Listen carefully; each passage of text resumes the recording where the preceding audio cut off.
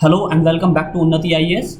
UPSC IAS की pre के लिए आज से हम करंट अफेयर्स की सीरीज़ शुरू करने जा रहे हैं। जैसे कि हमने आपको पहले भी बताया था, हम करंट अफेयर्स में टॉपिक वाइज सारे लेक्चर कवर कराएंगे, जिसमें आज हमारा लास्ट एक 1 ईयर के हम इंडेक्सेस और इंडाइसेस और रिपोर्ट्स पर लेक्चर कवर करेंगे। ये लेक्चर हम 2 पार्ट में कवर करेंगे। ये पार्ट 1 है, जिसमें हम जनवरी 2021 से मार्च 2021 तक के करंट अफेयर्स कंप्लीट करेंगे।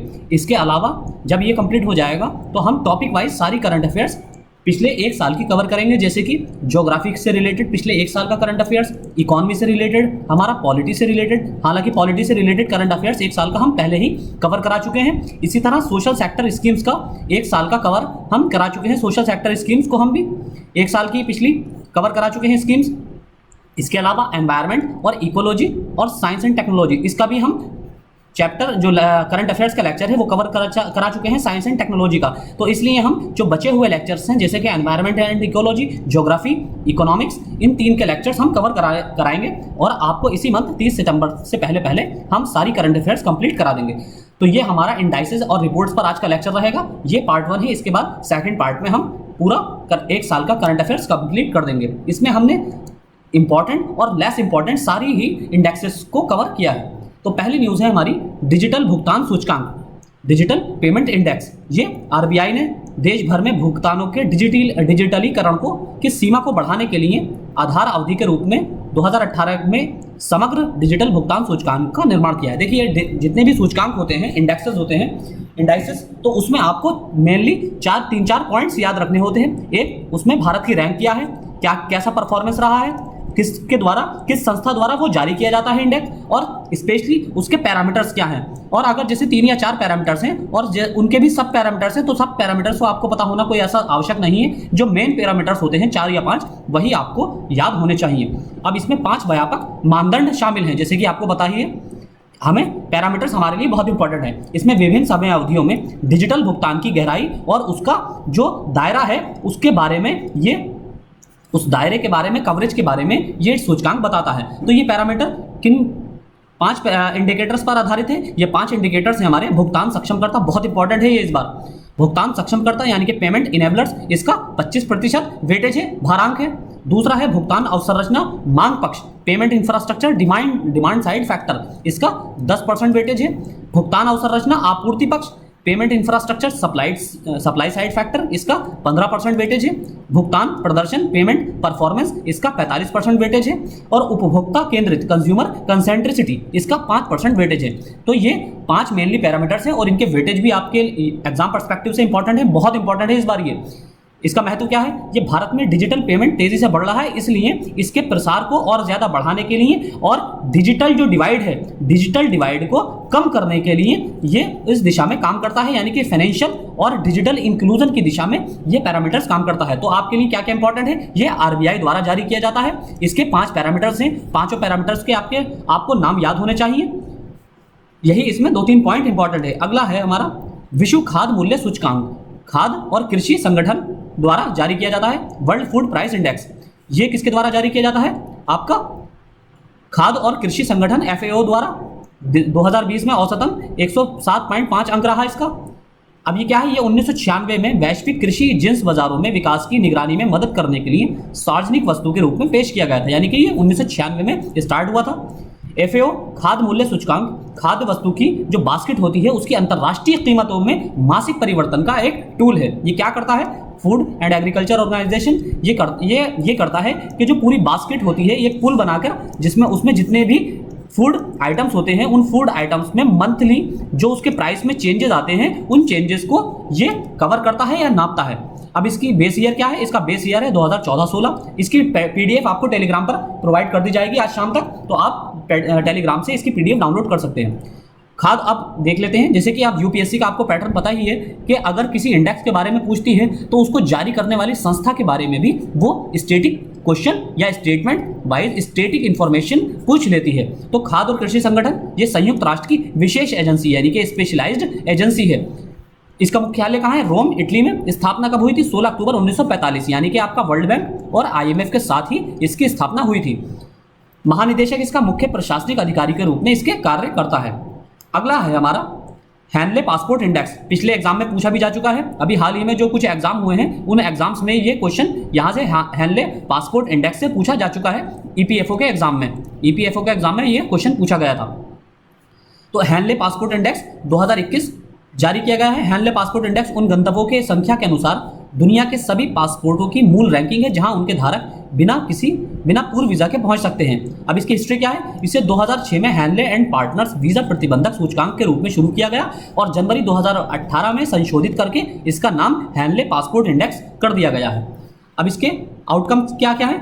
जापान इस सूचकांक में पहले स्थान पर है, तो आपको पता होना चाहिए जापान इसमें पहले स्थान पर है और दुनिया भर में 191 गंतव्यों को वीजा मुक्त करने में सक्षम है। यानी कि इस पासपोर्ट को जो जारी किया जाता है इसमें यह देखा जाता है कि किस देश का पासपोर्ट, किस कंट्री का पासपोर्ट के द्वारा कितने देशों की वीजा फ्री यात्रा की जा सकती है। यानी कि अगर आप भारत से ईरान जाना चाहें तो ईरान जाने के लिए आपको एम्बेसी से वीजा ना लेना पड़े, डायरेक्ट आप ईरान का टिकट कराएं, अपना प्लेन का बाय एयर टिकट करा के ईरान के एयरपोर्ट पहुंचे और एयरपोर्ट पर ही आप हैंड टू हैंड वहां पर आपको वीजा इशू कर दी जाए। तो इस तरह से कितनी कंट्रीज में इंडिया के द्वारा जाया जा सकता है, तो उस आधार पर इसका रैंकिंग की जाती है। तो इसमें माना जाता है कि जिस देश के पासपोर्ट से जितने ज्यादा देशों की वीजा फ्री यात्रा की जा सकती है, यानी कि बिना वीजा लिए प्री वीजा अप्रूवल लिए अगर किसी ज्यादा से ज्यादा देशों की यात्रा की जा सकती है, तो इसका मतलब यह है कि वो देश इस इंडेक्स में उतना ही ज्यादा ऊंचे स्थान पर होगा।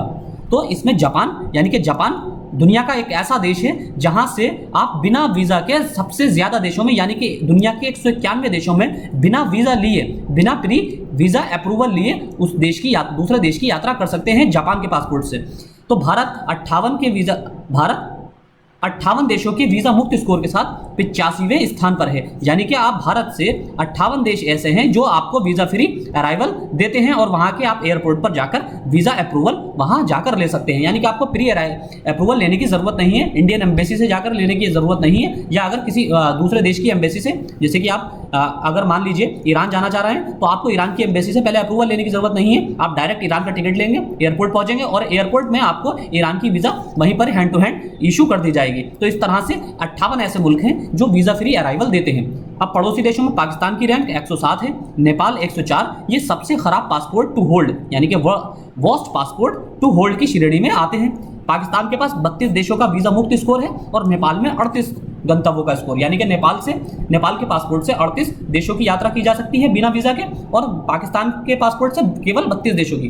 तो सबसे खराब पासपोर्ट में सीरिया, इराक और अफगानिस्तान के क्रमशः 29, 28 और 26 के पासपोर्ट स्कोर के साथ सबसे खराब पासपोर्ट वाले देश बने हुए हैं। अगली है हमारे इंडिया इनोवेशन इंडेक्स रिपोर्ट 2020। ये नीति आयोग द्वारा ये रिपोर्ट जारी की जाती है। इसमें कौन कौन से संस्थान शामिल हैं? प्रतिस्पर्धात्मक संस्थान यानी कि कॉम्पिटिटिवनेस, इंस्टीट्यूशन ऑफ कॉम्पिटिटिवनेस और national institution for transforming India यानी कि नीति आयोग। डायरेक्ट आपको इसकी फुल फॉर्म भी पूछी गई थी, बहुत से बच्चों को फुल फॉर्म भी नहीं पता होती है। ईपीएफओ में इस बार इसकी नीति आयोग की फुल फॉर्म पूछी गई थी और नीति आयोग की फुल फॉर्म जब ये बना था 2015 में जब ये बनाया गया था तो 2015 के ही प्री एग्जाम में इसकी फुल फॉर्म पूछ ली गई थी। नीति आयोग की फुल फॉर्म 2015 के प्री एग्जाम में ही पूछ ली गई थी, यूपीएससी प्री में। तो इसको इन दो संस्थानों द्वारा जारी किया जाता है। इसमें कर्नाटक ने प्रमुख राज्यों की श्रेणी में अपना शीर्ष स्थान बरकरार रखा, यानी कि इनोवेशन में कर्नाटक का पहला स्थान है। सूचकांक का पहला संस्करण अक्टूबर 2019 में लॉन्च किया गया था, यानी कि ये अक्टूबर 2019 में पहली बार लॉन्च किया गया था। उसके बाद हर साल ये जारी किया जाता है। इसका उद्देश्य राष्ट्रीय और राज्य दोनों स्तरों पर नवाचार की स्थिति को ट्रैक करने के लिए प्रभावी उपकरण प्रदान करना है। यानी कि ये इंडेक्स का उद्देश्य क्या है, पर्पस क्या है? ये इंडेक्स राज्यों को और केंद्र राष्ट्रीय स्तर पर, नेशनल लेवल पर और स्टेट लेवल पर दोनों पर इनोवेशन की स्थिति देखता है, यानी कि नवाचार की स्थिति का आकलन करता है और राज्यों को रैंक प्रदान करता है उनकी नवाचार फैसिलिटीज के अकॉर्डिंग। अब इसमें इसका उद्देश्य जैसे हमने आपको बताया, सूचकांक निम्नलिखित 3 कार्यों को पूरा करने का इरादा रखता है। पहला, सभी राज्यों और केंद्र शासित प्रदेशों को उनके सूचकांक स्कोर के आधार पर रैंक करना। दूसरा, राज्यों के नवाचार संबंधी अवसरों और चुनौतियों की पहचान करना। तीसरा है नवाचार को बढ़ावा देने के लिए सरकारी नीतियों को संशोधित करने में सहायता करना। इसके पैरामीटर्स क्या हैं? सूचकांक में 2 पैरामीटर्स हैं, इनेबलर्स। ये इनेबलर के माध्यम से नवाचार इनपुट की गणना की जाती है, यानी कि इनोवेशन इनपुट की गणना की जाती है, और दूसरा है प्रदर्शन यानी कि परफॉर्मेंस। परफॉर्मेंस से ही आप समझ सकते हैं, जैसे कि परफॉर्मेंस हम किसी की देखते हैं तो हम क्या देखते हैं, यानी कि किसी कार्य के संदर्भ में अगर हम किसी की परफॉर्मेंस देख रहे हैं तो इसका मतलब उस कार्य के संदर्भ में हम उस व्यक्ति का आउटपुट देख रहे हैं, आउटपुट कैसा है। तो यही परफॉर्मेंस इंडिकेटर क्या बताता है, ये नवाचार आउटपुट को बताता है, इनोवेशन आउटपुट को बताता है, और इनेबलर्स क्या बताता है, ये इनोवेशन के इनपुट को बताता है। तो ये दो आधार पर बांटा गया है। बहुत इंपॉर्टेंट है इस बार ये, क्योंकि ये नीति आयोग द्वारा इशू किया जाता है, इसलिए ये और ज्यादा इंपॉर्टेंट हो जाता है। तो इसमें इनेबलर्स क्या करते हैं, सक्षम करता है, ये राज्य की अर्थव्यवस्था के तत्वों को 5 सक्षम इसमें स्तंभ है, ये नवाचार पर्यावरण के लिए इनपुट के रूप में कार्य करते हैं। यानी कि जो इनोवेशन एनवायरनमेंट प्रदान किया जाता है उसका इनपुट क्या होगा, उसमें उसके रूप में कार्य करते हैं। इसमें 5 इसके पैरामीटर्स हैं, मानव पूंजी यानी कि ह्यूमन कैपिटल, निवेश यानी कि इन्वेस्टमेंट, ज्ञान कार्यकर्ता, नॉलेज एक्टिविटीज, व्यावसायिक वातावरण, प्रोफेशनल एनवायरनमेंट, सुरक्षा और कानूनी वातावरण यानी कि सेफ्टी और लॉ एंड ऑर्डर का एनवायरनमेंट प्रदान करना। अब प्रदर्शन में क्या है, परफॉर्मेंस में, जिसमें 2 पैरामीटर्स हैं, ज्ञान उत्पादन यानी कि नॉलेज आउटपुट, और ज्ञान प्रसार नॉलेज डिफ्यूजन, नॉलेज आउटपुट और नॉलेज डिफ्यूजन। देखिए इसमें पैरामीटर्स जो हैं नीति आयोग के इंडिया इनोवेशन इंडेक्स की जो हम चर्चा कर रहे हैं, नवाचार सूचकांक की, इसमें 2 पैरामीटर्स हैं मेनली। एक तो है इनेबलर्स, इनेबलर्स क्या करता है, ये इनोवेशन इनपुट को देखता है, इनोवेशन इनपुट, और दूसरा क्या है आपका प्रदर्शन यानी कि परफॉर्मेंस ये क्या करता है, ये इनोवेशन का आउटपुट देखता है। अब इनोवेशन इनपुट में भी 5 इसके स्तंभ हैं, इसके 5 पिलर्स हैं, क्या क्या है, ह्यूमन कैपिटल, दूसरा क्या है इन्वेस्टमेंट, तीसरा क्या है नॉलेज एक्टिविटीज, चौथा आपका व्यावसायिक वातावरण प्रोफेशनल एनवायरनमेंट, और 5वां है सुरक्षा और कानूनी वातावरण। अब परफॉर्मेंस में यानी कि इस वाले में इसके 2 हैं, आपका नॉलेज आउटपुट यानी कि ज्ञान उत्पादन, नॉलेज आउटपुट, और नॉलेज डिफ्यूजन ज्ञान का प्रसार। तो ये इसके पैरामीटर्स हैं। इसमें रैंकिंग क्या है, राज्यों और केंद्र शासित प्रदेशों को 3 श्रेणियों में वर्गीकृत किया गया है। पहला में प्रमुख राज्य हैं यानी कि स्टेट, मेन स्टेट यानी कि प्रॉपर स्टेट जैसे कि आपका यूपी, बिहार, मध्य प्रदेश, इस तरह के राज्य। दूसरे में है पूर्वोत्तर और पहाड़ी राज्य यानी कि नॉर्थ ईस्टर्न स्टेट्स, और हिली स्टेट जैसे कि आपका हिमाचल, जम्मू कश्मीर, लद्दाख का रीजन, ये सारे। तीसरा है केंद्र शासित प्रदेश जैसे कि दिल्ली, पुडुचेरी, चंडीगढ़, ये आपके लक्षद्वीप। तो ये सब आपका आते हैं तीसरे कैटेगरी में। तो इन क्षेत्रों को क्षेत्र के आधार पर वर्गीकृत किया गया है। अगली न्यूज़ है हमारी, अगला हमारा रिपोर्ट है, इंडेक्स है वैश्विक जोखिम रिपोर्ट 2021, ग्लोबल रिस्क रिपोर्ट 2021। ये क्या है, इसको वैश्विक जोखिम धारणा सर्वेक्षण पर आधारित है, यानी कि ग्लोबल रिस्क परसेप्शन सर्वे इस पर आधारित है। यह वर्ल्ड इकोनॉमिक फोरम के द्वारा जारी किया जाता है। इसका उद्देश्य क्या है, 2021 में और अगले दशक में कोविड-19 महामारी के कारण बढ़ती असमानताओं और बढ़ते सामाजिक विखंडन के जोखिमों और परिणामों को उजागर करना। यानी कि रिस्क से मतलब क्या है, रिस्क से मतलब ही यही है कि कितना खतरा है। तो इसमें 2021 और इस अगले दशक में यानी कि 2021 से 30 का जो दशक है, ये पूरा दशक, इस दशक के अंतर्गत कोविड-19 का जो परिणाम है, कोविड-19 के जो नेगेटिव इंपैक्ट पड़ रहे हैं दुनिया पर, इससे जो इनइक्वालिटीज बढ़ रही हैं, आप देख रहे होंगे अभी हाल ही में 4-5 दिन पहले रिपोर्ट आई है फेसबुक, गूगल और माइक्रोसॉफ्ट इत्यादि कंपनीज की कि जो सितंबर से अब तक केवल 1 महीने में बिलियन ऑफ डॉलर्स इन्होंने कमाए हैं। तो एक तरफ अमीर और ज्यादा अमीर होते जा रहे हैं और गरीब, और वहीं दूसरी तरफ ऐसे भी लोग हैं जिन्होंने जो प्रवासी मजदूर थे, लेबर टाइप की थी, तो उनके काम छूट गए हैं, उनके पास वो हैंड टू माउथ भी स्थिति भी नहीं है, यानी कि उनके पास खाने के लिए 2 वक्त की रोटी भी नहीं है। तो इनइक्वालिटीज कितनी ज्यादा बढ़ रही हैं, और सामाजिक विखंडन जो डिफ्यूजन हो रहा है सोसाइटी का या सोशल फैक्टर का पूरे दुनिया में, तो उसका क्या असर पड़ेगा इस 1 दशक के भीतर, इसके परिणामों को उजागर करना इस रिपोर्ट का कार्य है। अब प्रभाव से इसके शीर्ष जोखिम, इसमें संक्रामक रोगों से उत्पन्न जोखिमों को की सूची में नंबर 1 के रूप में स्थान दिया गया है, यानी कि 2020 में 10वें स्थान पर इसे सूचीबद्ध किया गया था। इसमें कोविड-19 के प्रभाव के बारे में बताया गया है, और डिजिटल अंतराल को जो गैप बढ़ रहा है, यानी कि डिजिटल डिवाइड का जो गैप बढ़ रहा है, उसके बारे में बताया गया है। तो आप इसको पूरी रिपोर्ट को पढ़ सकते हैं, या हमारे टेलीग्राम चैनल से डाउनलोड करके शाम में हम PDF इसकी अपलोड कर देंगे। फिर इसमें जलवायु संबंधी चिंताओं के बारे में बताया गया है।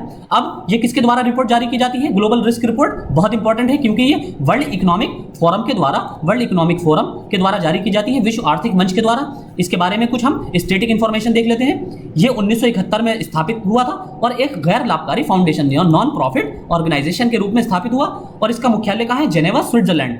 ये सार्वजनिक निजी सहयोग के लिए अंतर्राष्ट्रीय संगठन है और वैश्विक, क्षेत्रीय और उद्योग एजेंडे को आकार देने के लिए अग्रणी राजनीतिक, व्यावसायिक, सांस्कृतिक और समाज के अन्य नेताओं को शामिल करता है। तो ये कुछ एक्स्ट्रा इन्फॉर्मेशन इसके बारे में है।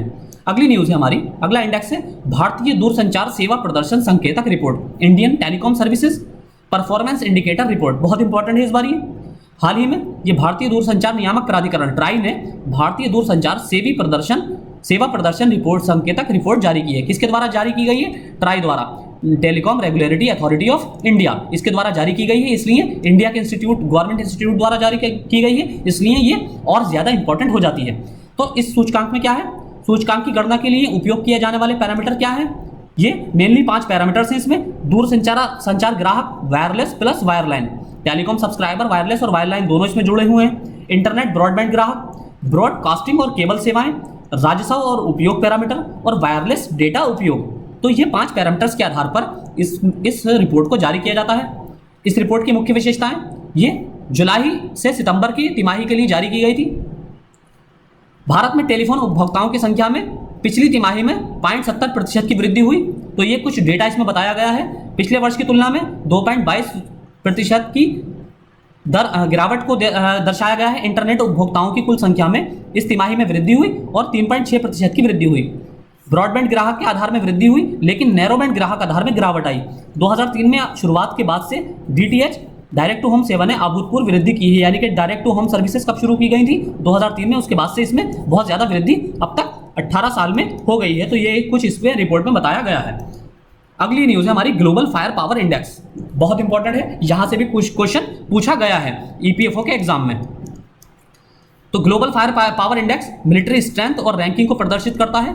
ये क्या है? यह पारंपरिक हथियारों के साथ प्रत्येक देश की संभावित युद्ध क्षमता को जमीनी यानी कि आपकी मिलिट्री सर्विसेज, समुद्री यानी कि नेवी सर्विसेज और हवा यानी कि एयरफोर्स, यानी कि तीनों ही फोर्सों के मिले जुले स्वरूप में किसी भी देश की मिलिट्री पावर को रैंक करता है, रैंक देता है। इसमें सूचकांक में भूगोल, इसका ज्योग्राफी, उस कंट्री की सैन्य क्षमता, जनशक्ति, उस सब के आधार पर इसकी गणना की जाती है। तो इसमें क्या बताया गया है कि संयुक्त राज्य अमेरिका इस रिपोर्ट में पहले स्थान पर है, उसके बाद आपका रशिया है, फिर आपका चाइना की रैंक आती है। ये दुनिया में 3 टॉप की कंट्रीज हैं। यूएसए सबसे पहले, उसके बाद रशिया, उसके बाद आपका चाइना। ये टॉप 3 कंट्रीज हैं। उसके बाद चौथे नंबर पे इंडिया का स्थान आता है। ये क्वेश्चन आपसे पूछा गया था ग्लोबल फायर पावर इंडेक्स का ईपीएफओ के एग्जाम में। तो ये चौथे नंबर पर आता है। भारत का चौथा स्थान है इसमें। 552 लड़ाकू विमान, 17 पनडुब्बियां, 4730 टैंक और 37 अटैक हेलीकॉप्टरों के साथ भारत सूचकांक में चौथे स्थान पर है। अब सूचकांक में पाकिस्तान का जो नंबर है, पाकिस्तान का 10वां स्थान है। इसने सैन्य शक्ति के मामले में इजराइल, इंडोनेशिया, ईरान और कनाडा को अब तक पीछे छोड़ दिया है। और इन सब 4 देशों को पीछे छोड़कर स्पेशली आप देख सकते हैं कि ये इजराइल और कनाडा को पीछे छोड़कर पाकिस्तान 10वें स्थान पर अब आ गया है। अगली न्यूज़ है हमारी इंडिया जस्टिस रिपोर्ट 2020। ये किसके द्वारा जारी की जाती है? बहुत इंपॉर्टेंट, टाटा ट्रस्ट द्वारा। किसके द्वारा है? Tata trust, centre for social justice, common cause, CHRI, दक्ष और ये कुछ रिपोर्ट्स के नाम, इसमें इंस्टीट्यूशंस के नाम है। तो आपको मेनली याद रखना है कि ये टाटा ट्रस्ट द्वारा जारी की जाती है। टाटा ट्रस्ट द्वारा इस रिपोर्ट को जारी किया जाता है। इसको विभिन्न राज्यों की न्याय देने की क्षमता का आकलन करती है। तो ये रिपोर्ट क्या करती है? ये रिपोर्ट इस बात का आकलन करती है कि भारत के विभिन्न राज्यों में, क्योंकि ये रिपोर्ट केवल भारत के ही संदर्भ में जारी की जाती है, इंडिया के स्टेट्स के पर्सपेक्टिव में जारी की जाती है। तो इंडिया के सभी स्टेट्स की स्थिति देखी जाती है कि कहां पर न्याय, जस्टिस जो है कितनी तीव्र मिल रहा है, महिलाओं को न्याय कितना तीव्र मिल रहा है, और जो सोशली बैकवर्ड हैं या इकोनॉमिकली बैकवर्ड हैं या माइनॉरिटीज हैं, इन सभी को पर्टिकुलरली ये रैंक करता है। इन राज्यों को इन सबकी स्थिति के आधार पर यह रैंक प्रदान करता है और एवरेज देखता है कि एक केस को एवरेज कितने टाइम में निपटाया जाता है किसी भी स्टेट के अंदर। तो इसके पैरामीटर क्या है? इसमें रिपोर्ट में 18 बड़े और मध्यम आकार के राज्यों और 8 छोटे राज्यों के प्रदर्शन का विश्लेषण किया गया है। ये न्याय वितरण प्रणाली के 4 स्तंभों पर आधारित है, यानी कि जस्टिस डिस्ट्रीब्यूशन के में ये 4 पिलर्स पर आधारित है। 4 पिलर्स हैं इसके। कौन कौन सा है? पहला है न्यायपालिका यानी कि जुडिशरी, पुलिस, तीसरा है जेल प्रिजन्स और चौथा है कानूनी सहायता यानी कि लीगल एड। इसमें व्यय, रिक्तियों, महिलाओं के प्रतिनिधित्व और इन राज्यों के अनुसूचित जाति, अनुसूचित जनजाति और अन्य पिछड़ा वर्ग के सदस्यों का भी विश्लेषण किया जाता है। यानी कि ये इन चारों जगहों पर ये देखता है कि महिलाओं की, अनुसूचित जाति, जनजाति, ओबीसी की क्या स्थिति है, यानी कि जुडिशरी में कितना इनका रिप्रेजेंटेशन है, आप जेलों में कितने कैदी हैं अनुसूचित जाति के, जनजाति के और अन्य पिछड़ा वर्ग के, और कितनी महिला कैदी हैं, इसीलिए इसी तरह कितनी महिला सदस्य हैं जुडिशरी में, कितनी महिला ऑफिसर्स हैं पुलिस में, तो ये सारी इन चीज़ों की जांच करता है। अब राज्यों की रैंकिंग इसमें देख लेते हैं। इसमें महाराष्ट्र ने बड़े और मध्यम आकार के राज्यों में लोगों को न्याय दिलाने में शीर्ष स्थान बरकरार रखा है, यानी कि महाराष्ट्र का जस्टिस के मामले में सबसे अव्वल स्थान है, यानी कि प्रथम स्थान है। महाराष्ट्र के अंदर एवरेज केसों का निपटारा सबसे ज्यादा जल्दी किया जाता है। इसके बाद किसका स्थान है? तमिलनाडु, तेलंगाना और फिर पंजाब और केरल का। तो यानी कि आप मेनली देख सकते हैं कि साउथ इंडियन स्टेट्स का ही इसमें दबदबा है। सिर्फ पंजाब को अगर हम छोड़ दें तो नॉर्दर्न स्टेट में सिर्फ पंजाब ही सबसे अच्छा प्रदर्शन कर रहा है जस्टिस देने के मामले में। छोटे राज्यों में 1 करोड़ से जहां कम आबादी है, इसमें त्रिपुरा इस सूची में सबसे ऊपर है। तो आप इस तरह भी देख सकते हैं कि नॉर्थ ईस्टर्न स्टेट्स में त्रिपुरा सबसे ऊपर है, या फिर दूसरी तरह से आप देख सकते हैं कि छोटे राज्यों में जहां की आबादी, जिन स्टेट्स की आबादी 1 करोड़ से कम है, 1 करोड़ से कम है, यानी कि आपकी 1 करोड़ से कम की आबादी वाले राज्यों में त्रिपुरा का प्रथम स्थान है न्याय दिलाने में। पुलिस बल में महिला अनुपात बिहार में अपने पुलिस बल में अधिकांश महिलाओं को नियुक्त करने के लिए 25 राज्यों की सूची में सबसे आगे है। देखिए, ये कुछ ऐसे स्टेटमेंट और फैक्ट्स हैं जहां पर आप या कोई भी स्टूडेंट जिसने नहीं पढ़ा है क्लियरली रिपोर्ट्स को, तो वो बहुत आसानी से कंफ्यूज हो सकता है। देखिए, अगर यूपीएससी क्वेश्चन में पूछ ले कि महिलाओं का पुलिस बल में अनुपात बिहार राज्य में सबसे अच्छा है, तो बहुत ही आसानी से कोई भी कंफ्यूज होकर उस स्टेटमेंट को गलत मार्क कर देगा। क्योंकि अगर कोई भी होगा जिसने रिपोर्ट नहीं पढ़ी होगी तो इस तरह के स्टेटमेंट बहुत ज्यादा धोखा दे देते हैं, और इसी तरह के स्टेटमेंट्स पर यूपीएससी फोकस कर लेती है जहां पर बच्चा आसानी से कंफ्यूज हो जाए। तो पुलिस बल में महिला अनुपात में बिहार पहले नंबर पर है, यानी कि बिहार में जो रेशो है पुलिस बल के अंदर वो 25.3% है, यानी कि हर 100 पुलिसकर्मियों में से 25 जो पुलिसकर्मी है वो महिला पुलिसकर्मी है, 25 से ज्यादा। अब न्यायपालिका में महिला अनुपात कैसा है? देश भर में उच्च न्यायालयों में केवल 29% महिला न्यायाधीश महिलाएं हैं, लेकिन सिक्किम को छोड़कर सिक्किम में किसी भी राज्य में 20% से अधिक महिला न्यायाधीश नहीं है। सिक्किम को छोड़कर किसी भी राज्य में 20% से अधिक महिला न्यायाधीश नहीं है, यानी कि राज्यों के मामलों में सिर्फ आपका सिक्किम राज्य ही एक ऐसा राज्य है जहां पर महिलाओं का अनुपात जुडिशरी में कंपैरेटिवली सबसे ज्यादा है, और बाकी किसी भी राज्य में 20% से ज्यादा अनुपात नहीं है, 20% से कम ही अनुपात है। अगला हमारी रिपोर्ट है भ्रष्टाचार धारणा सूचकांक 2020, करप्शन परसेप्शन इंडेक्स 2020। ये किसके द्वारा जारी किया जाता है? ट्रांसपेरेंसी इंटरनेशनल द्वारा इस सूचकांक को जारी किया जाता है। ये एक समग्र सूचकांक है, यानी कि एक हॉलिस्टिक इंडेक्स है जो दुनिया भर के देशों को रैंक करने के लिए 12 सर्वेक्षणों को आकर्षित करता है। अब ये भ्रष्टाचार की धारणा का एक बेंचमार्क गैज बन गया है, यानी कि इसके आधार पर अब हर देश, दुनिया का हर देश भ्रष्टाचार की स्थिति अपने देश में देखता है। अब इसमें क्या है? देशों को रैंकिंग कैसे की जाती है? इसमें विशेषज्ञों और व्यवसायों के अनुसार 180 देशों और क्षेत्रों को सार्वजनिक क्षेत्र के भ्रष्टाचार के उनके कथित स्तरों के आधार पर रैंक किया जाता है।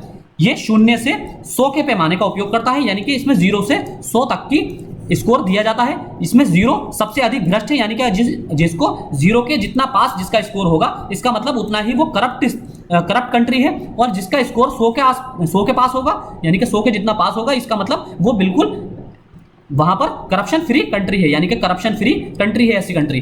तो ट्रांसपेरेंसी इंटरनेशनल एक वैश्विक संगठन है जो भ्रष्टाचार के अन्याय को समाप्त करने के लिए 100 से अधिक देशों में काम करता है। ये एक स्वतंत्र, गैर सरकारी और गैर लाभकारी है, यानी कि ये एक फ्री इंडिपेंडेंट आपका नॉन गवर्नमेंटल और नॉन प्रॉफिट ऑर्गेनाइजेशन है। 1993 में स्थापित हुआ था और बर्लिन में इसका हेडक्वार्टर स्थित है।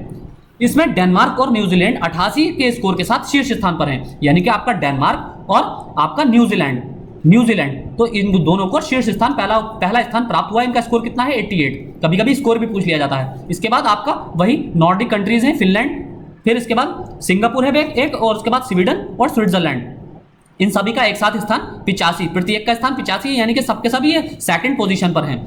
सोमालिया और दक्षिण सूडान 12 अंकों के साथ 179वें स्थान पर सबसे निचले पायदान पर हैं, यानी कि आपका सोमालिया और दक्षिण सूडान, आपका साउथ सूडान। तो आप देख सकते हैं कि हर इंडिकेटर में, हर इंडेक्स में जो अफ्रीकन कंट्रीज हैं उनकी स्थिति सबसे ज्यादा बदतर रहती है, और हर इंडिकेटर में जो नॉर्डिक कंट्रीज हैं, नॉर्वेजियन कंट्रीज हैं, जैसे कि नॉर्वे, स्वीडन, डेनमार्क, फिनलैंड, इनकी स्थिति सबसे बेहतर होती है, आइसलैंड इत्यादि की, इन सबकी स्थिति सबसे बेहतर होती है। अब कुछ हम भारत का पर्सपेक्टिव देख लेते हैं। भारतीय परिदृश्य क्या है? भारत 2020 में भ्रष्टाचार धारणा सूचकांक में 180 देशों में 6 स्थान फिसलकर 86वें स्थान पर आ गया है, यानी कि 2019 में भारत की पोजीशन क्या थी? 80वें स्थान पर था।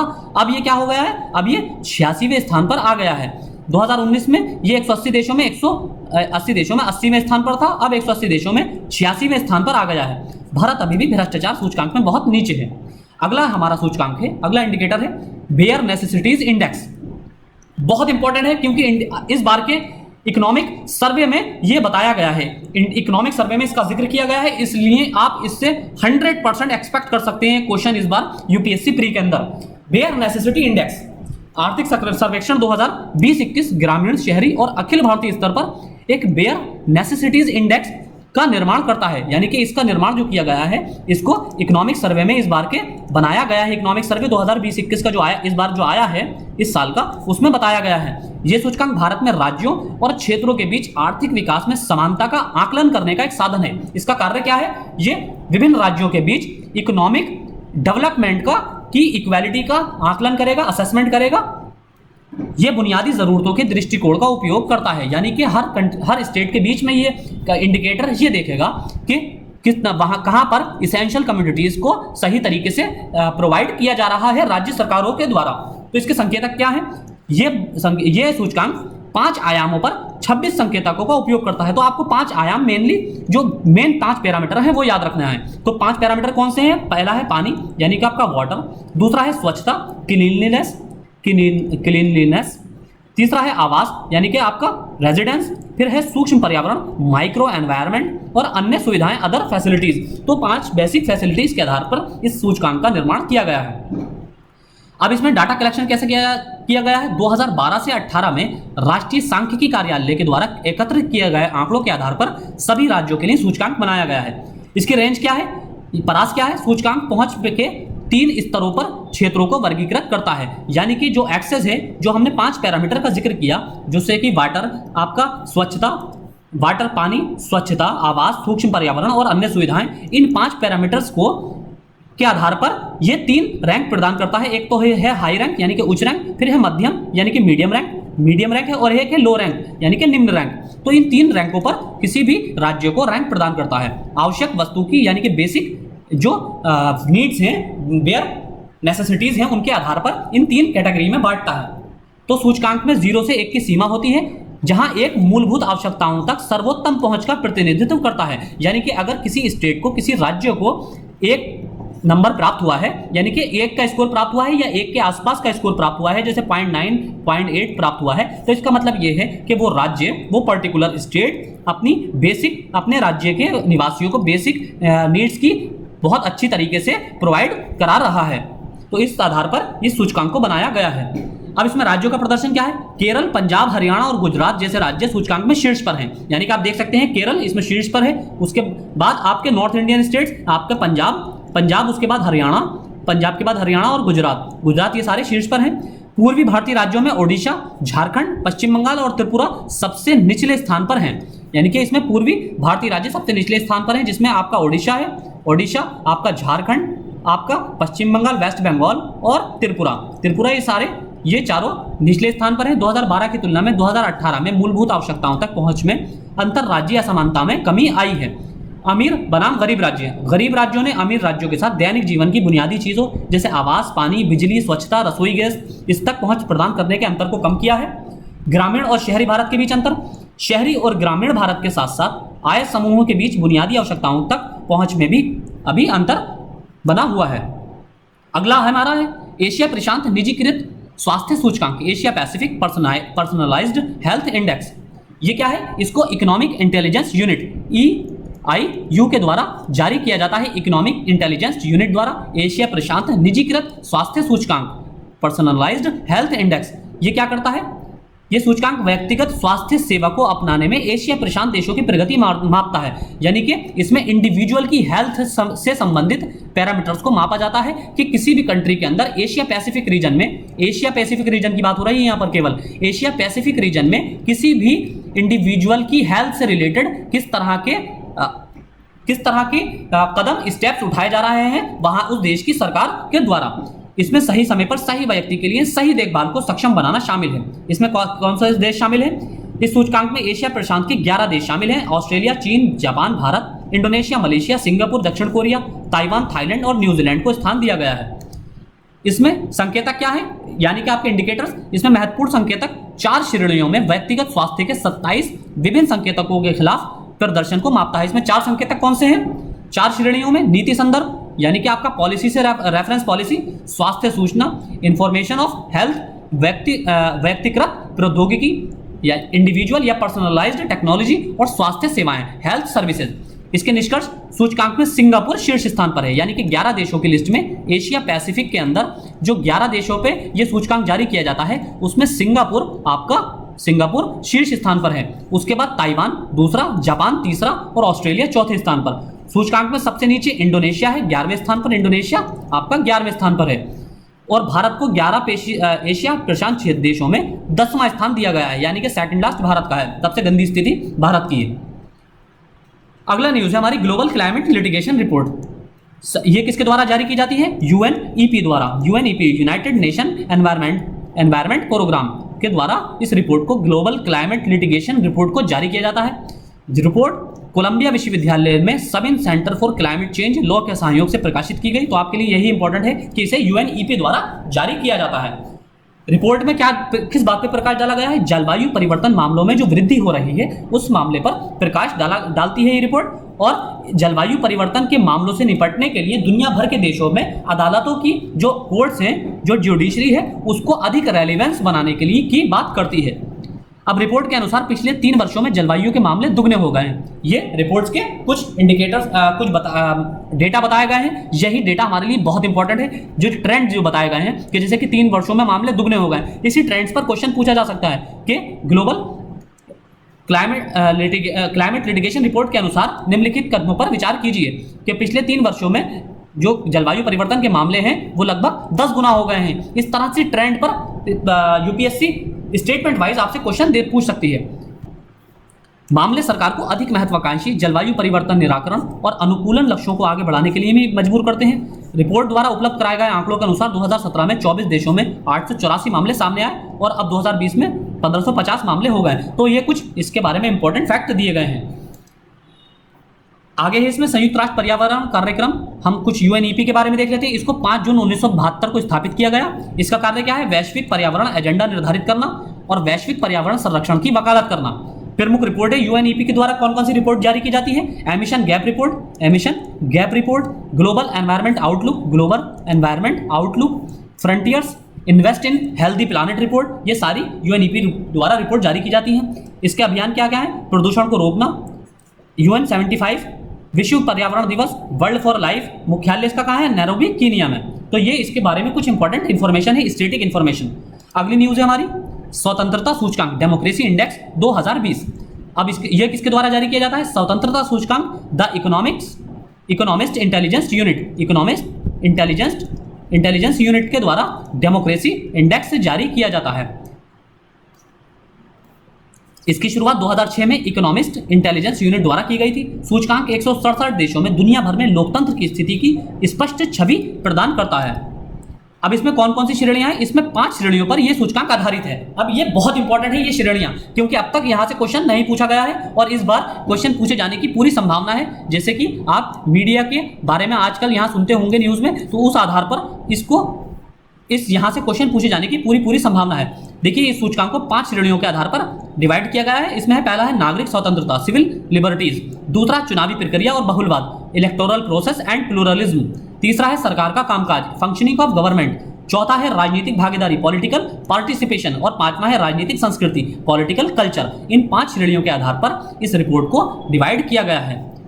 इसमें वर्गीकरण, देश को 0 से 10 का स्कोर प्रदान किया जाता है। ये स्कोर 5 श्रेणियों के भीतर 60 संकेतकों के आधार पर तय किया जाता है। यानी कि ये जो 5 इंडिकेटर हैं, इन 5 इंडिकेटरों में टोटल 60 सब इंडिकेटर हैं, यानी कि उप संकेतक हैं। उप संकेतकों में 60 उप संकेतकों के आधार पर इसको डिवाइड किया जाता है। 4 प्रकार के शासनों में से किसी भी एक में वर्गीकृत किया जाता है, यानी कि स्कोर के आधार पर इनको देखिए, इन 5 पैरामीटर्स के आधार पर स्कोर बनाया जाता है और स्कोर के आधार पर 4 कैटेगरी बनाई गई हैं किसी भी डेमोक्रेसी की। तो पहले ये पूर्ण लोकतंत्र, यानी कि इसमें फुल डेमोक्रेसी। तो जितना स्कोर ज्यादा होगा इसका मतलब ये है कि वहां फुल डेमोक्रेसी है, यानी कि जिस कंट्री का स्कोर 100 के जितना पास होगा उसका मतलब वो उतना ही अच्छा परफॉर्म कर रहा है डेमोक्रेसी इंडेक्स में। तो पहला है इसमें 4 कैटेगरी में, पूर्ण लोकतंत्र फुल डेमोक्रेसी, दूसरी है त्रुटिपूर्ण लोकतंत्र फ्लॉड डेमोक्रेसी फ्लॉ, तो भारत को फ्लॉ डेमोक्रेसी में ही रखा गया है। तीसरा है हाइब्रिड शासन हाइब्रिड रेजीम, और चौथा है सत्तावादी शासन ऑथोरिटेरियन रेजीम। तो अब भारत की कुछ स्थिति देख लेते हैं। इस सूचकांक में नॉर्वे सबसे ऊपर है, उसके बाद आइसलैंड, स्वीडन, न्यूजीलैंड और कनाडा का स्थान है। भारत 2 पायदान नीचे गिरा है। भारत का स्कोर 6.1 था। वर्तमान में भारत 2020 में 53वें स्थान पर है।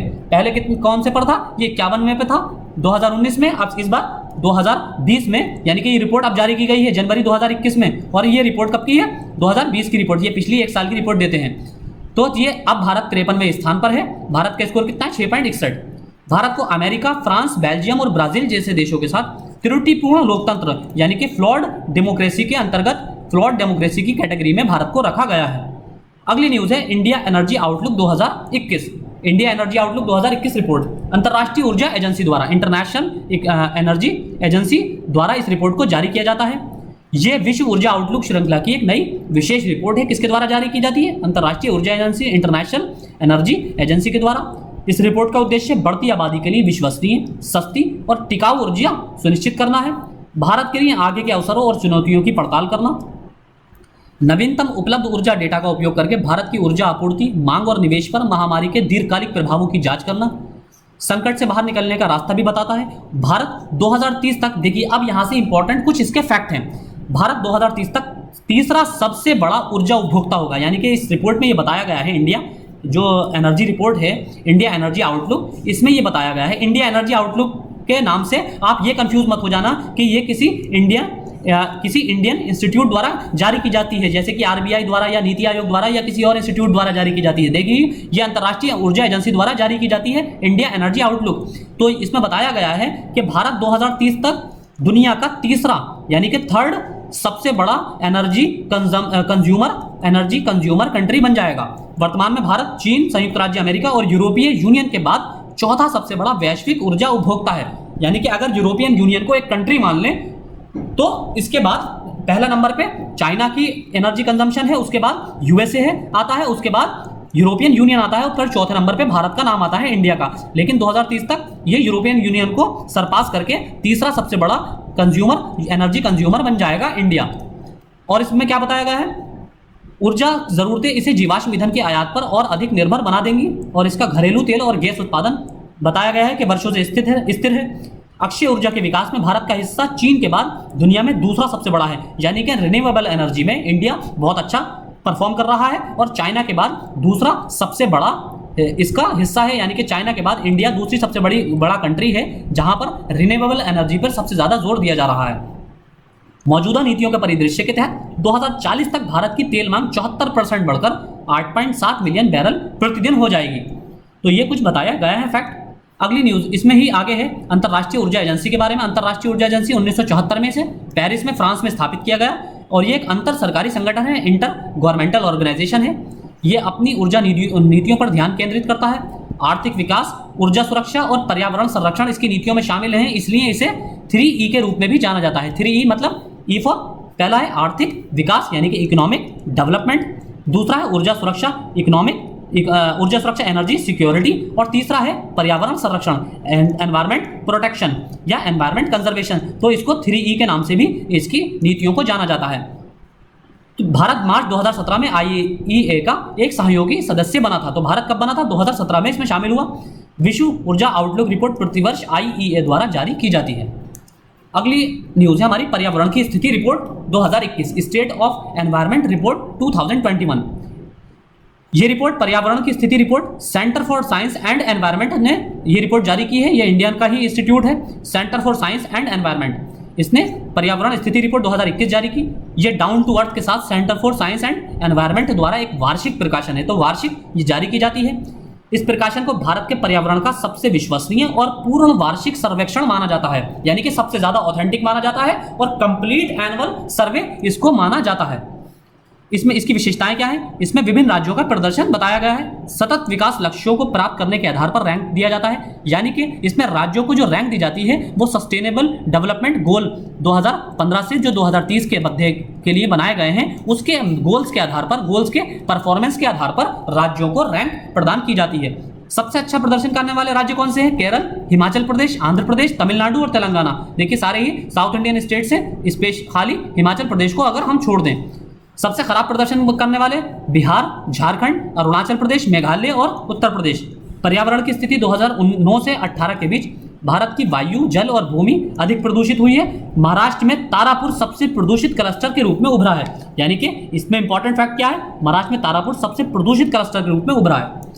आगे है इसमें विज्ञान और पर्यावरण केंद्र, जो आपका CAE है, जो ये रिपोर्ट जारी करता है, centre for science and environment. Centre for science and environment के बारे में कुछ फैक्चुअल इन्फॉर्मेशन देख लेते हैं। यह गैर लाभकारी संगठन है, नॉन प्रॉफिट ऑर्गेनाइजेशन।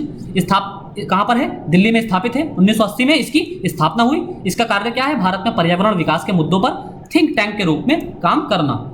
अगली न्यूज है हमारी अवसर सूचकांक, अपॉर्चुनिटी इंडेक्स 2021। इसे किसके द्वारा जारी किया जाता है? लिंक्डइन के द्वारा। अब आप इसको बहुत आसानी से याद रख सकते हैं। लिंक्डइन क्या है? आपको पता ही होगा। लिंक्डइन आपकी एक सोशल नेटवर्किंग साइट है जो स्पेशली एम्प्लॉयमेंट के फील्ड में काम करती है। यहाँ पर ज़्यादातर जो किसी MNCs में काम करने के लिए जो लोग इच्छुक होते हैं वो यहाँ पर अपना रेज्यूमे अपलोड करते हैं और विभिन्न कंपनियां उनसे कांटेक्ट कर लेती हैं। तो लिंक्डइन ने अवसर सूचकांक 2021 जारी किया है। इसने क्या किया है? 2021 के सर्वेक्षण में Australia, China, Bharat, Japan, Malaysia, Philippines और सिंगापुर से पूरे एशिया प्रशांत क्षेत्र में 10,000 से ज़्यादा इसमें कुछ उत्तरदाता लिए हैं, यानी कि लोगों पर रिसर्च की है। ये शोध मार्केट रिसर्च फर्म GfK द्वारा किया गया। 18 से 65 वर्ष के इसमें लोग शामिल किए गए।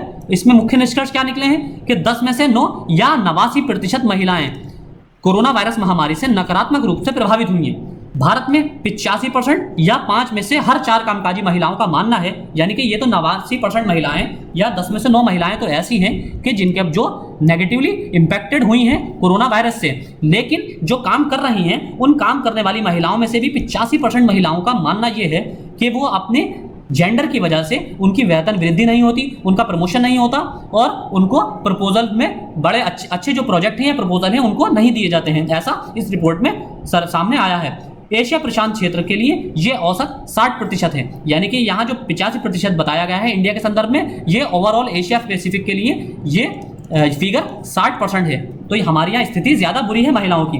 इस APC क्षेत्र की तुलना में भारत में अधिक महिलाओं ने कैरियर विकास पर लिंग के प्रभाव का अनुभव किया है। अगली न्यूज है हमारी QS world university ranking report 2021। बहुत इंपॉर्टेंट है। क्वेकरली सिमोंस द्वारा ये QS world university ranking report किसके द्वारा जारी की जाती है?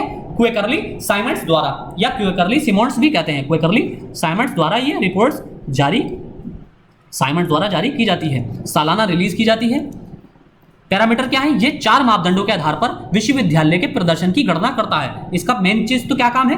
QS रिपोर्ट्स का काम, इसको ये यूनिवर्सिटीज को रैंक करता है, यूनिवर्सिटीज को रैंक करता है, उनकी प्रदर्शन के आधार पर रैंक करता है। और कौन रैंक करता है? क्वेकरली सिमोंस, यानी कि QS के द्वारा रैंक किया जाता है। किस आधार पर? 4 पैरामीटर्स के आधार पर। ये आधार कौन कौन से हैं? अकादमिक प्रतिष्ठा, एकेडमिक रेपुटेशन, नियोक्ता प्रतिष्ठा, एम्प्लॉयर रेपुटेशन, अनुसंधान प्रभाव, रिसर्च इंपैक्ट, और चौथा है संस्थान के अनुसंधान संकाय की उत्पादकता, productivity of an institutions research facility, productivity of institutions research facility. तो इन 4 पैरामीटर्स के आधार पर किसी भी इंस्टीट्यूट को रैंक किया जाता है इस रैंकिंग में। इसमें कुल 51 विषयों को 5 व्यापक विषयों के विषय क्षेत्र में बांटा गया है, यानी कि टोटल 51 सब्जेक्ट्स को इसमें लिया जाता है और उन 51 सब्जेक्ट्स को क्या किया जाता है? कुल 5 कैटेगरी में डिवाइड किया जाता है। वो 5 कैटेगरी कौन सी हैं? कला और मानविकी, आर्ट एंड ह्यूमैनिटीज, इंजीनियरिंग और प्रौद्योगिकी, इंजीनियरिंग एंड टेक्नोलॉजी, जीवन विज्ञान यानी कि जीव विज्ञान और चिकित्सा, लाइफ साइंसेज एंड मेडिसिन, चौथा है प्राकृतिक विज्ञान, नेचुरल साइंसेज, और 5वां है सामाजिक विज्ञान और प्रबंधन, social sciences and management. In 5 category में 51 विषयों को रखा जाता है और उनके आधार पर रैंकिंग प्रदान की जाती है। अब इसके आउटकम्स देख लेते हैं। इसमें IIT मद्रास पेट्रोलियम इंजीनियरिंग में 30वें स्थान पर, IIT बॉम्बे 41वें रैंक और IIT खड़गपुर को खनिज और खनन इंजीनियरिंग आपकी मिनरल्स एंड माइन इंजीनियरिंग में 44वां स्थान मिला है। IISc बैंगलोर सामग्री विज्ञान मटेरियल साइंस के लिए 78वें और रसायन विज्ञान के लिए 93वें स्थान पर बना हुआ है। इसमें सब्जेक्ट रैंकिंग में पब्लिक इंस्टीट्यूट ऑफ एमिनेंस द्वारा हासिल की गई ये सर्वोच्च रैंक है, यानी कि हमारे यहाँ इंस्टीट्यूट ऑफ एमिनेंस की जो इंडियन इंस्टीट्यूट ऑफ एमिनेंस का जो दर्जा दिया जाता है उसके आधार पर ये सर्वोच्च रैंक प्रदान की गई हैं। यानी कि आपका इसमें है जीव साइंस, जीव विज्ञान और चिकित्सा श्रेणी में एम्स को 248वां स्थान मिला है। जवाहरलाल नेहरू विश्वविद्यालय को कला और मानविकी में 159वां, दिल्ली विश्वविद्यालय को 252वां स्थान। दिल्ली विश्वविद्यालय ने सामाजिक विज्ञान और प्रबंधन श्रेणी में सोशल साइंस और मैनेजमेंट में 208वां स्थान हासिल किया है। तो ये कुछ इसके बारे में फैक्ट थे और कुछ इंपॉर्टेंट फाइंडिंग्स थी। अगली न्यूज़ है हमारी, अगली रैंकिंग है ईज ऑफ लिविंग इंडेक्स 2020 और म्यूनिसिपल परफॉर्मेंस इंडेक्स 2020। इसको किसके द्वारा जारी किया जाता है? आवास और शहरी मंत्रालयों ने ईज ऑफ लिविंग इंडेक्स यानी कि ईज ऑफ लिविंग इंडेक्स और म्यूनिसिपल परफॉर्मेंस इंडेक्स, ये दोनों को किसके द्वारा जारी किया जाता है? आवास और शहरी मामलों का मंत्रालय, ministry of housing and urban affairs, 2018 से इसको जारी किया जाता है। ये एक आकलन उपकरण है यानी कि असेसमेंट टूल है। इसके पैरामीटर क्या है? इसको निम्नलिखित मापदंडों के आधार पर शहरों का मूल्यांकन किया जाता है। जीवन की गुणवत्ता, क्वालिटी ऑफ लाइफ, इसका 35% वेटेज है। आर्थिक क्षमता, इकोनॉमिक एबिलिटी, 15% इसका वेटेज है। स्थिरता, सस्टेनेबिलिटी का 20% वेटेज और नागरिक धारणा सर्वेक्षण, सिटीजन परसेप्शन सर्वे का 30% का वेटेज है। यानी कि इस पे 4 पैरामीटर्स के आधार पर इस सूचकांक को बांटा जाता है। किस सूचकांक को? ये जो पहला सूचकांक है, इसमें 2 सूचकांक के बारे में बात कर रहे हैं ना हम। पहला सूचकांक है हमारा ईज ऑफ लिविंग इंडेक्स। इन ईज ऑफ लिविंग इंडेक्स में 5 सूचकांक के आधार पर, 4 सूचकांक के आधार पर इसको बांटा जाता है। कवरेज क्या है? 111 शहरों को 2 श्रेणियों में विभाजित करके मूल्यांकन किया गया। 2 श्रेणियों में कैसे? एक है मिलियन प्लस आबादी वाले शहर और दूसरे हैं मिलियन से कम आबादी वाले शहर।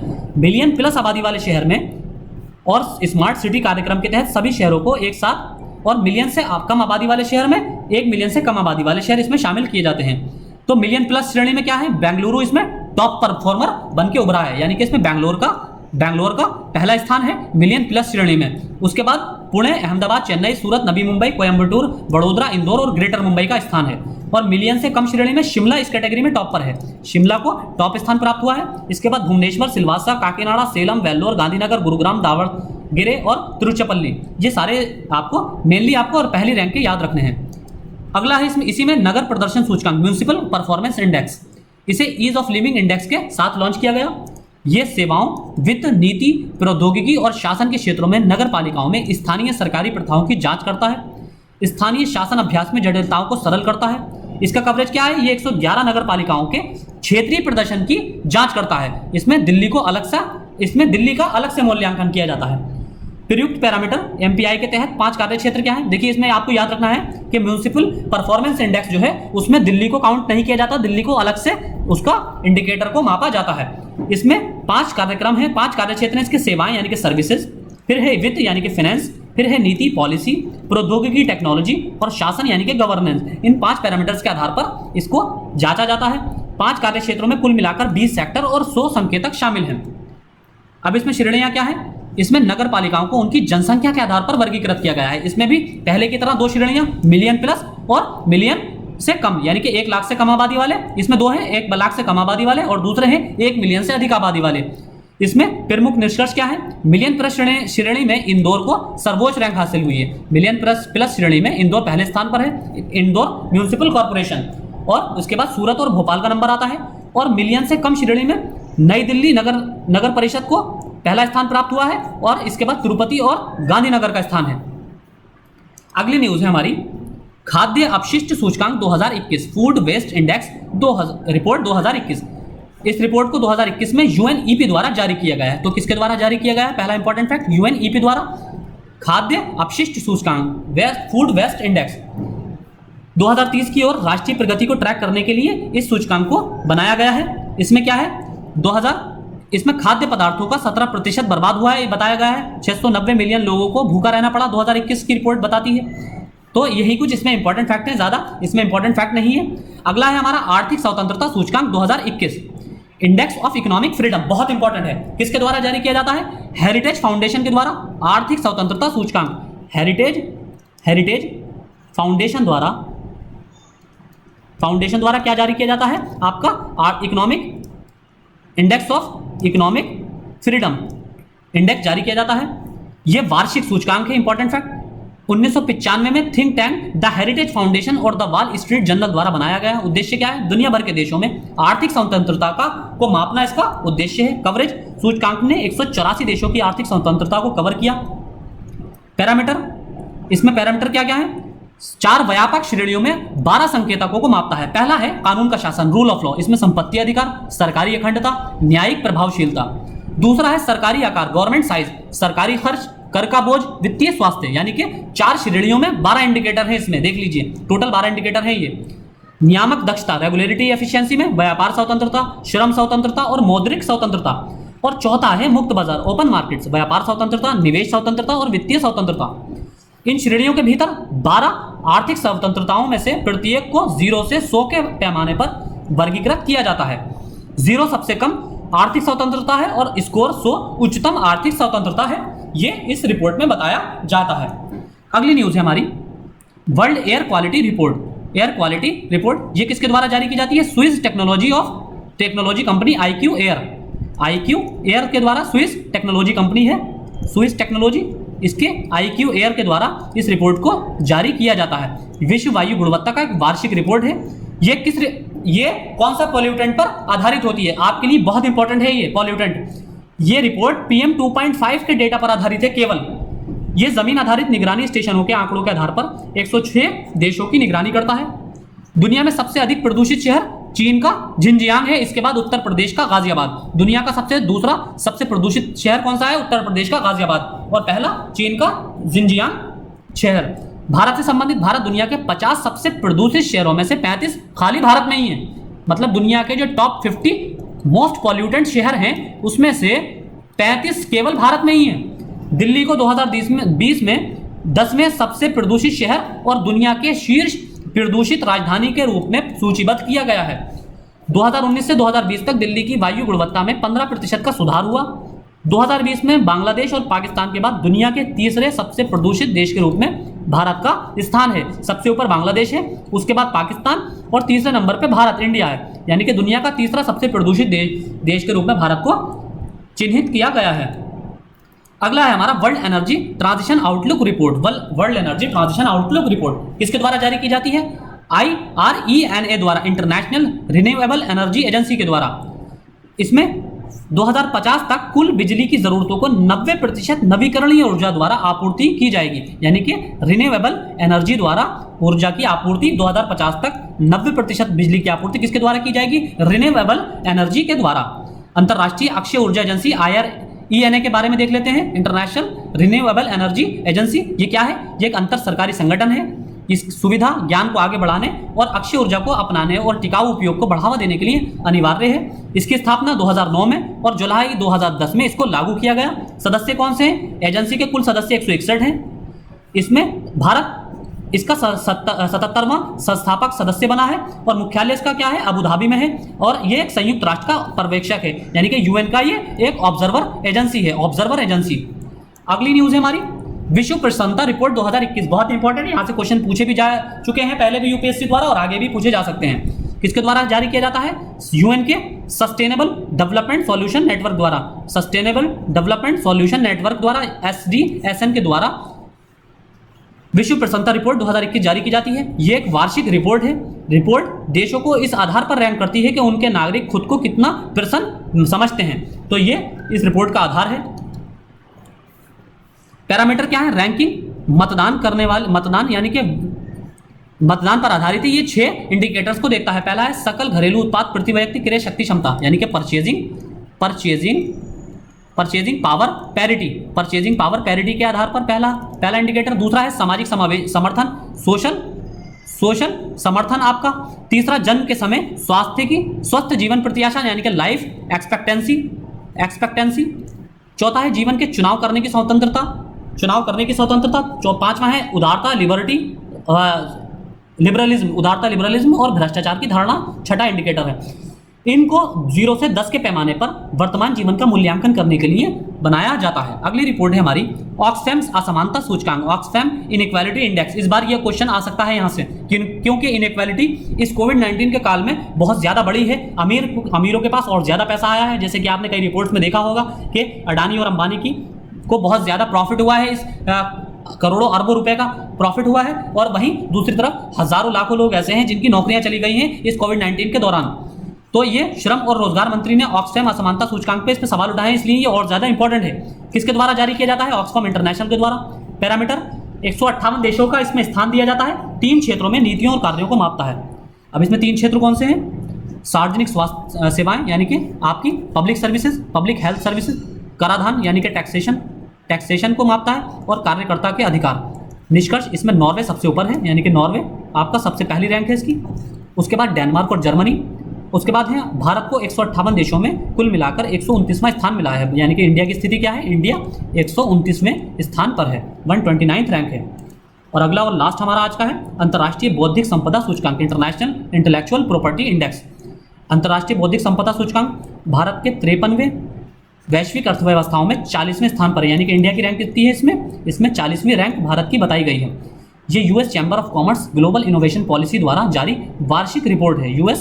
यूएस का chamber of commerce global innovation policy index policy centre के द्वारा जारी की जाती है। 53 वैश्विक अर्थव्यवस्थाओं में बौद्धिक संपदा अधिकारों का मूल्यांकन करता है। ये अर्थव्यवस्थाएं वैश्विक सकल घरेलू उत्पाद के 90% से अधिक का प्रतिनिधित्व करती हैं। ये जो कुल 53 देशों के को मापता है पैरामीटर्स को, ये कुल 53 देशों की जो जीडीपी है ये पूरे वर्ल्ड की जीडीपी का 90% से अधिक है। अब इसमें पैरामीटर क्या है? ये 50 अद्वितीय यूनिक इंडिकेटर्स के आधार पर इसने सारे इंडिकेटर्स को 9 श्रेणियों में बांटा है। पहला है पेटेंट, दूसरा है कॉपीराइट, तीसरा है ट्रेडमार्क, चौथा है डिजाइन अधिकार, 5वां है व्यापार रहस्य, 6ठा है आईपी परिसंपत्तियों का व्यवसायीकरण, 7वां है प्रवर्तन यानी कि एनफोर्समेंट, 8वां है प्रणालीगत दक्षता, और 9वां है अंतर्राष्ट्रीय संधियों की सदस्यता और अनुसमर्थन। अब इसमें महत्व क्या है? आईपी इंडेक्स नीति निर्माताओं के लिए एक रोडमैप के रूप में कार्य करता है। यूएस, यूके, जर्मनी, फ्रांस और जापान 2021 में इंडेक्स पर शीर्ष 5 अर्थव्यवस्थाएं हैं। या यूएस, आपका यूके, जर्मनी, फ्रांस और जापान, ये सारे पहले स्थान पर हैं। भारत से संबंधित भारत 2021 के सूचकांक में 40वें स्थान पर है और 2020 में भी 40वें स्थान पर था। ब्रिक्स देशों में भारत ने 13% से अधिक के समग्र सुधार के साथ दूसरी सबसे बड़ी वृद्धि दर्ज की है, यानी कि ब्रिक्स नेशन में इंडिया की जो वृद्धि है दूसरी सबसे अधिक वृद्धि है। इसका मतलब ये नहीं है इंडिया इन देशों से ऊपर है, इसका मतलब ये है कि जितनी इन देशों की वृद्धि हुई है सबकी इंडिविजुअल, उसमें 13% वृद्धि के साथ भारत की दूसरी सबसे अधिक वृद्धि हुई है ब्रिक्स देशों के संदर्भ में। तो ये आज के लेक्चर में इतना ही। अगला हमारा एक लेक्चर और आएगा इंडाइसेस और रिपोर्ट्स का, उसमें हम पिछले 1 साल का सारा इंडेक्सेस और रिपोर्ट्स कवर कर लेंगे, और उसके बाद हम फिर जैसे कि हमने आपको बताया टॉपिक वाइज सारा करंट अफेयर्स पिछले 1 साल का आपको इसी मंथ कवर करा देंगे। तो आज के लेक्चर में इतना ही। Thank you.